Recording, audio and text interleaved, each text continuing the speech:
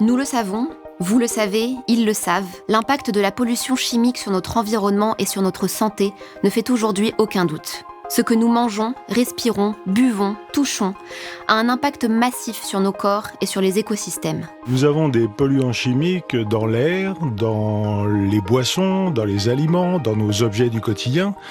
Et ce n'est plus la pollution visible qui est celle des gros nuages et qu'on imaginait autrefois. Aujourd'hui, elle est invisible, présente un peu partout. Et l'ensemble de l'exposition à tous ces polluants induit des effets sur la santé. Malgré la prise de conscience croissante et l'accumulation des preuves scientifiques, les chiffres n'ont jamais été aussi alarmants. On estime que la pollution chimique, que ce soit via l'air, l'eau ou les sols, induirait environ 9 millions de morts prématurées par an dans le monde. Pour l'Organisation mondiale de la santé, 25% des pathologies chroniques, comme les cancers, les maladies neurodégénératives ou cardiovasculaires, l'autisme ou encore l'asthme, peuvent être attribuées à une exposition aux produits chimiques. Imaginez-vous, ce sont entre 40 000 et 60 000 produits chimiques industriels qui sont aujourd'hui commercialisés dans le monde et qui se retrouvent partout. L'air pur, l'eau pure et une terre saine. De ces trois choses, nous n'avons plus une seule. Voilà. Et on se vante de la civilisation et du progrès. Et puis, il y a les PFAS, ces polluants dits éternels, encore peu connus il y a quelques années et à l'origine de l'un des plus grands scandales sanitaires et écologiques de notre temps. Les PFAS sont aujourd'hui considérés comme des polluants éternels. Ces polluants éternels sont accusés d'avoir contaminé l'environnement avec pour conséquence un nombre anormalement élevé de cancers. L'autre volet de cette enquête, il concerne lui les efforts des lobbies pour tenter de contrer les efforts des États, l'action des États pour interdire ces polluants. Contenus dans une myriade de produits de consommation, comme les poils anti-adhésives ou les cosmétiques, c'est leur extrême persistance dans l'environnement qui constitue leur grande dangerosité. Rien ne parvient à dégrader ces polluants éternels. Une fois émis, ils sont là pour des centaines et sans doute des milliers d'années. Chaque Française et Français a des PFAS dans le sang. Et chaque jour, ou presque, l'on apprend une nouvelle contamination des sols ou de l'eau en France. Si le développement de la chimie moderne, depuis les années 50, a offert à l'humanité des progrès considérables, notamment médicaux, et fortement contribué à l'augmentation de l'espérance de vie, la production industrielle de chimie de synthèse représente cependant un péril dont on mesure chaque jour un peu plus la portée. On pourrait penser que la masse d'informations scientifiques disponibles concernant les impacts des produits chimiques sur notre santé aurait conduit à une action politique forte à la hauteur du danger encouru. Pourtant, malgré les alertes sans appel des scientifiques, des journalistes, des activistes, des organisations et des collectifs citoyens, les institutions européennes et françaises font la sourde oreille, voire pire, elles s'alignent sur les intérêts économiques et privés des industriels. We know what they're doing and that it's bad. And it's a message to politicians that in the end they need to ban this type of lobbying. We don't ask tobacco companies how to do health policy, so we should not ask petrochemical and fossil fuel and other ecocidal companies how to do climate and nature policy. Que se joue-t-il dans les coulisses des institutions européennes ? Comment les lobbies de l'industrie chimique parviennent-ils à imposer leurs conditions au détriment de la santé de tous ?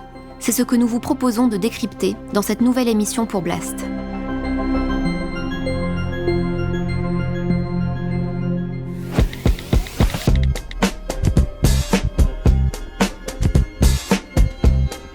Il y a quelques semaines, un rapport du Corporate Europe Observatory, un centre de recherche basé à Bruxelles qui met en lumière l'impact du lobbying sur les politiques européennes, est passé presque inaperçu. Et pourtant, ce qu'il révèle permet de prendre la mesure de ce qui se joue actuellement en coulisses pour notre santé au niveau européen et du travail de sape des normes pour la préservation de la santé et de l'environnement qui est à l'œuvre.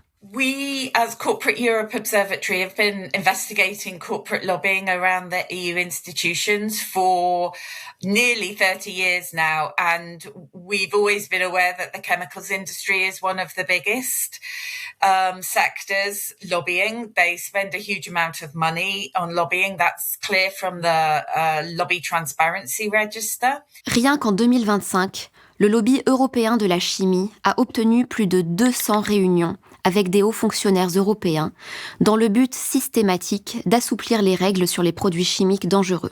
Il n'est un secret pour personne que les lobbies influencent fortement les décisions publiques. Mais cette fois-ci, les industriels ne cherchent pas seulement à empêcher de nouvelles réglementations, mais à s'aborder des lois déjà existantes, qui ne nous protègent d'ailleurs qu'en partie seulement de l'exposition aux produits chimiques. Alors que l'Union européenne avait annoncé prendre des mesures fortes sur la pollution chimique via son pacte vert en 2020, on observe depuis les dernières élections de 2024 un changement radical de cap.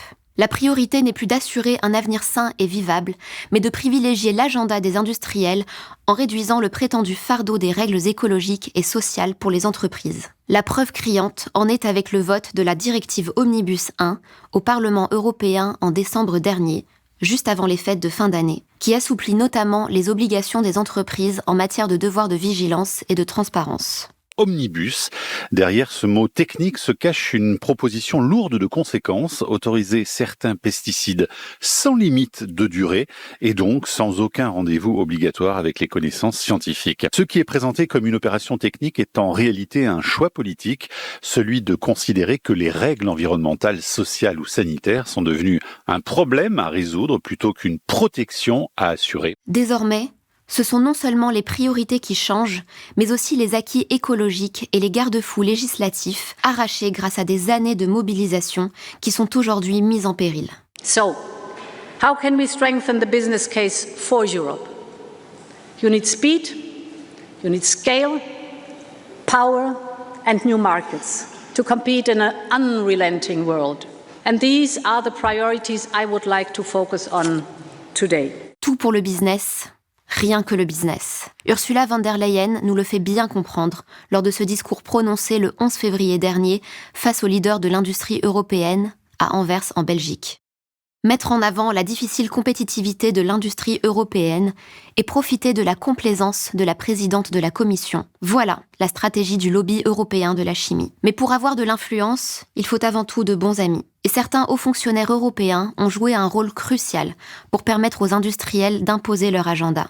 Nous venons de le voir, la présidente de la Commission européenne, la première, figure parmi les grands soutiens des lobbies industriels, notamment ceux de la chimie. En février 2025, lors d'un événement à huis clos organisé par le Conseil européen de l'industrie chimique, principal lobby de l'industrie chimique au niveau européen, Ursula von der Leyen était allée jusqu'à demander à ses interlocuteurs de lui fournir des suggestions quant à la révision des législations européennes sur les substances chimiques.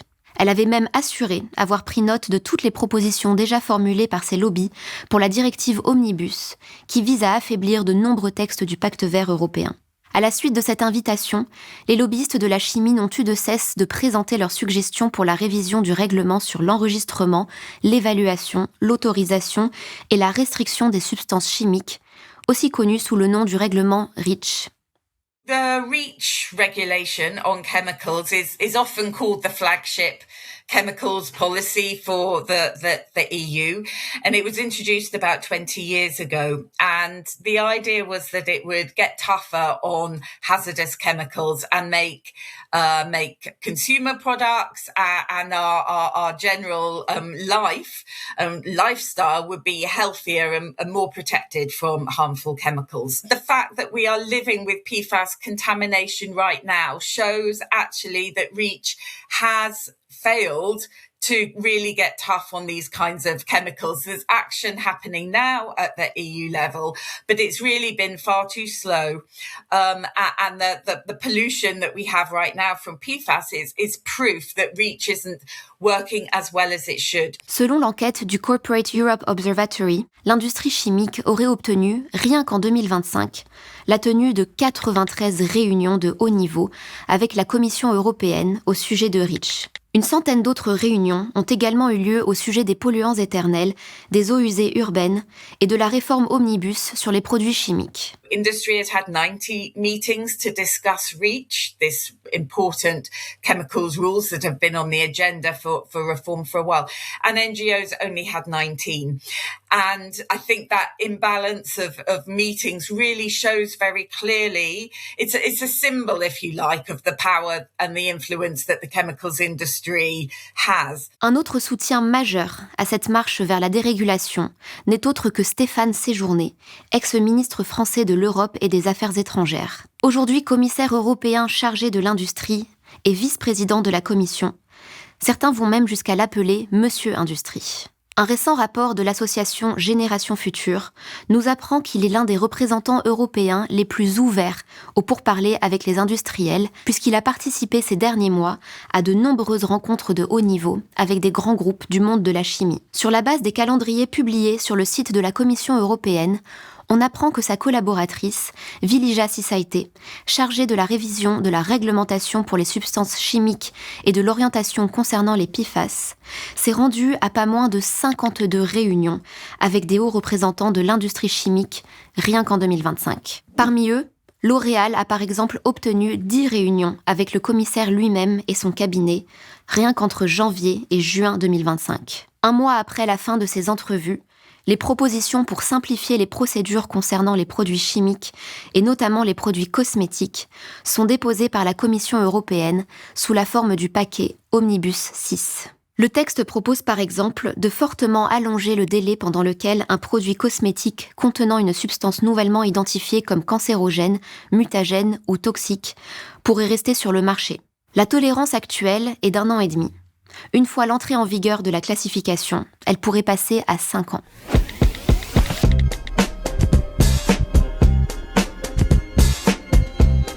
Les politiques publiques, et notamment européennes, ont toujours, ou en partie du moins, été façonnées par l'intervention des lobbies, en s'alignant sur leurs intérêts privés. En 2020, cependant, l'Europe annonce la mise en place de l'ambitieux Pacte vert pour le climat, dont l'objectif est de rendre l'Union européenne neutre d'ici 2050. Parmi les intentions annoncées était le renforcement de la réglementation sur les produits chimiques nocifs, avec leur interdiction définitive dans les produits de consommation. Mais que s'est-il passé depuis ? La révision de la réglementation sur les produits chimiques a bien été mise sur la table à la fin de l'année 2024, mais pas exactement dans les termes dans lesquels elle avait été annoncée.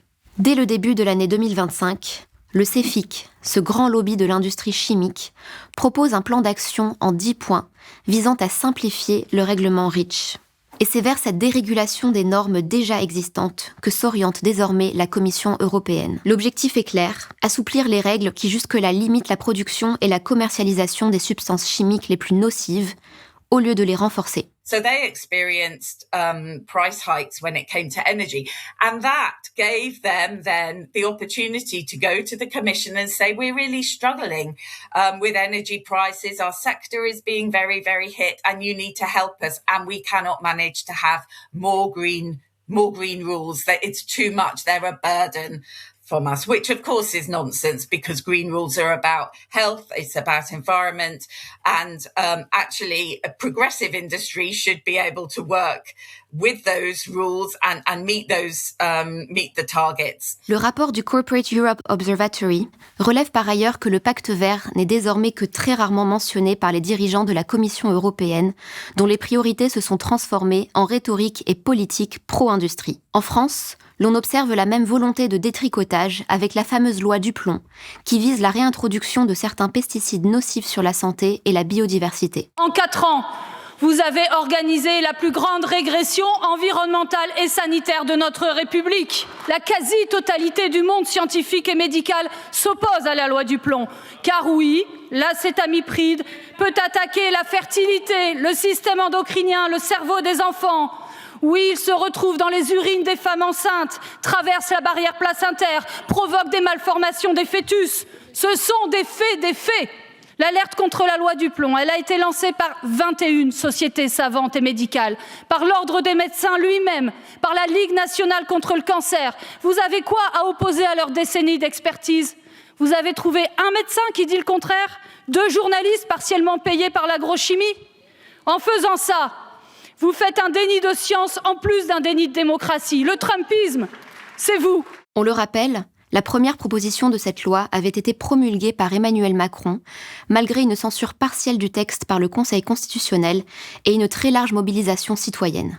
Encore un coup de force qui entre en contradiction totale avec les pseudo-engagements affichés par l'Élysée. On a voulu me faire dire que, au fond, j'aurais jamais lu aucun rapport du GIEC, de l'IPES, de tous les experts, et que je découvrais en l'année 2022 les dérèglements climatiques. Alors, j'ai beaucoup d'humilité, mais ça fait des années qu'on agit. Comment expliquer un déni aussi assumé, alors que la situation sanitaire n'a jamais été aussi bien documentée et aussi alarmante ? Nous l'avons déjà beaucoup documenté à Blast, la droitisation et l'extrême droitisation des orientations politiques ne font pas bon ménage avec l'écologie et la protection des droits fondamentaux, comme celui de jouir d'un environnement sain. En décembre dernier, la loi Omnibus, qui vide de sa substance le pacte vert, a d'ailleurs été votée au Parlement européen grâce à une alliance de la droite et de l'extrême droite, faisant exploser le cordon sanitaire en vigueur depuis des décennies à Bruxelles.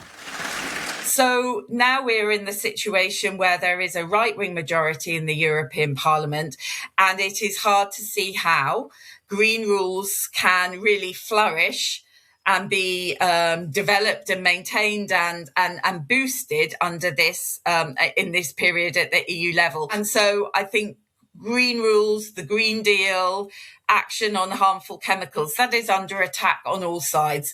And there is this formidable alliance from the political right and industry to defeat them. Autre facteur de taille pour expliquer le recul en matière de législation écologique, la pression outre-Atlantique exercée par l'administration Trump. Il y a quelques semaines, l'ONG Bloom révélait dans une enquête explosive l'ingérence américaine au Parlement européen, qui a fait basculer la démocratie parlementaire dans les bras de l'extrême droite et dans la frénésie dérégulatrice exigée par Trump.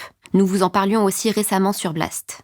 Cette bascule a notamment été rendue possible grâce à un homme, l'eurodéputé suédois Jörgen Warborn, membre ultralibéral du Parti populaire européen, le PPE, un groupe qui rassemble des partis de la droite conservatrice. Ce représentant a été tout au long de l'année 2025 le partenaire privilégié et le relais des lobbies industriels américains au sein du Parlement européen. C'est en grande partie à lui que l'on doit le vote de la loi Omnibus en décembre dernier. Avec d'autres représentants de son groupe, il a par ailleurs participé au Forum de l'Union de la démocratie internationale, une organisation qui rassemble des partis conservateurs, trumpistes et néofascistes du monde entier, tels que le révèle l'ONG Bloom. À cette grande stratégie de déstabilisation politique, adossée aux intérêts des industries, s'ajoute l'étouffement de l'action des ONG et de la société civile. Autrefois considérées, écoutées, et même influentes, les ONG environnementales sont en train de subir un brutal retournement. There will be, and potentially is already, a democratic crisis at the EU level. It's about the extent of corporate lobbying and the extent of privileged access and the extent to which industry is able to get its agenda onto the platform of the Commission. We see that every day now, and this is problematic because other voices are being drowned out, and it's problematic because ultimately, lobbying is a money game. And the more money you have, the more you can have your voice heard, the more lobbyists you can hire, the more lobby firms and law firms you can hire. It just gives you more capacity. And so there is, yes, a democratic deficit there. But I think it's also deeper than that, because I think there are processes underway in the Commission to even cut out some of the more basic forms of consultation and stakeholder involvement that used to be in place. But it is much, much harder for NGOs and civil society and communities, affected communities by pollution, for example. They are not part of that. They are not being included properly in those kind of discussions. When I have attended a meeting aimed at looking at deregulation of chemicals labelling laws, for example, and there were literally hundreds of industry representatives there, and I think maybe 10 from civil society. Les organisations environnementales sont aussi victimes de vastes campagnes de dénigrement de la part de la droite et de l'extrême droite, et sont de moins en moins consultées au sein des institutions européennes, accusées d'entacher leur réputation. What we see now at the EU level are increasing attacks by the political right on civil society, because I think they see that we are a good barrier to the excesses of the Commission. And we try and fight against the worst demands that corporate greed pushes onto policymakers. So all of these issues make me really, really concerned that it is not just about chemicals, and it's about policy making in general. And I think this sort of growing democratic problem where the Commission is not accountable, they are not listening to civil society and ordinary citizens, and industry is having far too much. Le tableau est sombre. Et plutôt que de se battre pour plus de protection vis-à-vis des substances chimiques qui nous empoisonnent et nous intoxiquent, il faut désormais lutter face à ceux qui voudraient voir disparaître le peu de garde-fous encore en place. La recherche scientifique est dénigrée. Les défenseurs d'une vie saine et vivable sur Terre sont criminalisés et les institutions politiques peinent à fonctionner de façon démocratique. Entre-temps, la situation sanitaire et écologique ne connaît pas de répit. Face à cette crise multidimensionnelle, il serait tentant de sombrer dans le renoncement. Il est cependant plus que jamais nécessaire de maintenir un regard critique et éveillé face à ceux qui refusent de se soucier de l'avenir et de l'habitabilité de notre planète. La première et fondamentale résistance est celle de l'esprit, écrit le penseur Edgar Morin dans son dernier livre. Maintenir cette résistance par une pensée critique qui s'appuie sur des faits, c'est ce que nous nous efforçons de réaliser ici, chez Blast. C'est la fin de cette chronique, en espérant qu'elle vous aura permis de mieux comprendre ce qui se joue dans les rouages parfois nébuleux et opaques des institutions européennes, où sont prises des décisions qui ont un impact direct sur nos vies et notre santé. N'oubliez pas que Blast est un média indépendant, alors si vous le pouvez, abonnez-vous ou faites un don sur blast-info.fr. À bientôt.